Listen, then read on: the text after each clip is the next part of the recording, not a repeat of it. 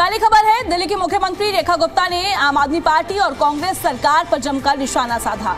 मुख्यमंत्री ने कहा कि 27 सालों से लटकी और अधूरे कामों के कारण राजधानी में प्रदूषण इतना बढ़ गया है कि उन्होंने स्मोग टावर की बंद स्थिति और पूर्व सरकारों की नाकामियों का भी जिक्र किया है। सीएम ने बताया कि दिल्ली हाट पीतमपुरा में RWA को इलेक्ट्रिक हीटर वितरित किए गए हैं और वहीं जिसने ओपन बर्निंग से फैलने वाला धुआं कम होगा। साफ तौर पर मुख्यमंत्री ने प्रदूषण को लेकर जिक्र किया।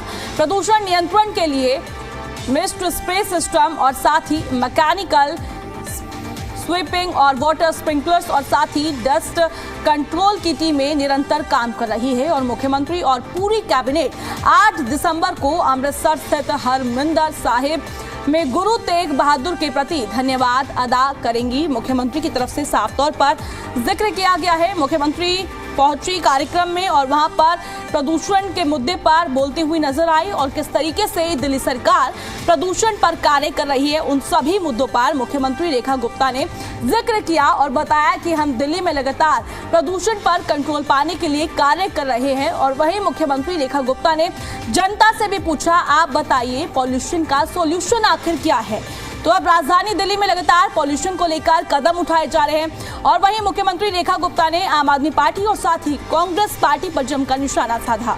दिल्ली के हित में लगातार सरकार काम कर रही है। 25 करोड़ का स्मोग टावर बंद पड़ा, ये मुख्यमंत्री रेखा गुप्ता जिक्र करती हुई नजर आई और साथ ही बताया किस तरीके से दिल्ली के विकास को लेकर दिल्ली सरकार लगातार कार्य कर रही है जिससे प्रदूषण पर कंट्रोल पाया जा सके।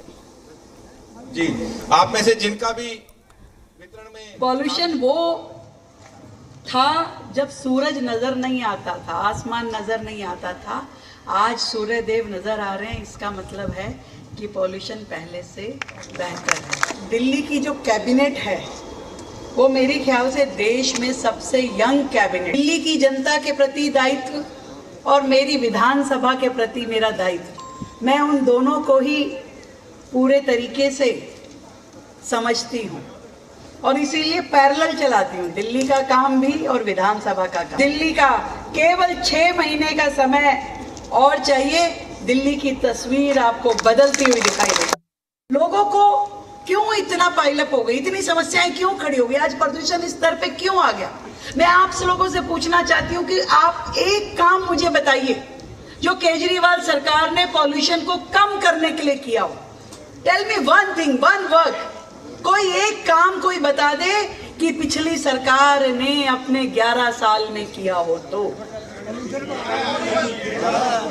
एक चीज लाए ऑड इवन, उससे इतना भी पॉल्यूशन का फर्क नहीं पड़ा, उतना ही हॉटस्पॉट पे मीटरों पे देखा गया और उसकी कॉस्टिंग एक आदमी वो जो पकड़ के तख्ती खड़ा रहता था रेड लाइट पे, करोड़ों रुपए का घोटाला केवल उसमें।